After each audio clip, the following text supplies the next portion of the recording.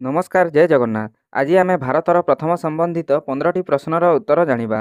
ଯଦି ଆପଣମାନେ ଚ୍ୟାନେଲଟିକୁ ପ୍ରଥମ ଥର ଆସିଛନ୍ତି ଦୟାକରି ଭିଡ଼ିଓଟିକୁ ଗୋଟେ ଲାଇକ୍ ଓ ଚ୍ୟାନେଲକୁ ସବସ୍କ୍ରାଇବ୍ କରି ରଖନ୍ତୁ। ଚାଲନ୍ତୁ ଆରମ୍ଭ କରିବା। ଆଜିର ପ୍ରଥମ ପ୍ରଶ୍ନ, ଭାରତର ପ୍ରଥମ ରଙ୍ଗୀନ ଚଳଚ୍ଚିତ୍ରର ନାମ କ'ଣ? କରେକ୍ଟ ଆନ୍ସରଟି ହେଲା କିଶନ କନ୍ୟା। ପ୍ରଶ୍ନ ନମ୍ବର 2, ଭାରତର ପ୍ରଥମ ଚଳଚ୍ଚିତ୍ରର ନାମ କ'ଣ? କରେକ୍ଟ ଆନ୍ସରଟି ହେଲା ରାଜା ହରିଶ୍ଚନ୍ଦ୍ର।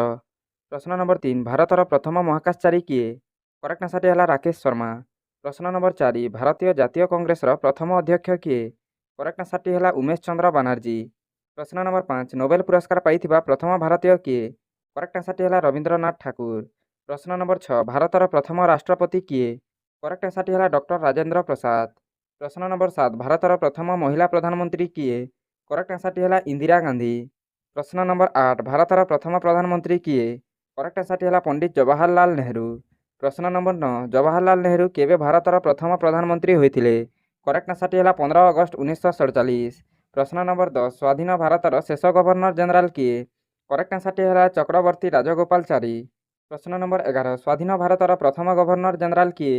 କରେକ୍ଟ ଆନ୍ସରଟି ହେଲା ଲର୍ଡ ମାଉଣ୍ଟବେଟେନ୍। ପ୍ରଶ୍ନ ନମ୍ବର 12, ଭାରତର ପ୍ରଥମ ମହିଳା ବିଚାରପତି କିଏ? କରେକ୍ଟ ଆନ୍ସରଟି ହେଲା ଏମ୍ ଫାତିମା ବିବି।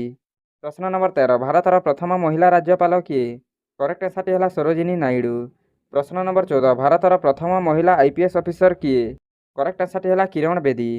ପ୍ରଶ୍ନ ନମ୍ବର 15, ଏଭରେଷ୍ଟ ଶୃଙ୍ଗ ଉପରକୁ ଚଢ଼ିଥିବା ପ୍ରଥମ ଭାରତୀୟ ମହିଳା କିଏ? କରେକ୍ଟ ଆନ୍ସରଟି ହେଲା ବଚେନ୍ଦ୍ରୀ ପାଲ। ଭିଡ଼ିଓଟିକୁ ଦେଖିବା ପାଇଁ ଧନ୍ୟବାଦ। ଭଗବାନ ଆପଣଙ୍କର ମଙ୍ଗଳ କରନ୍ତୁ।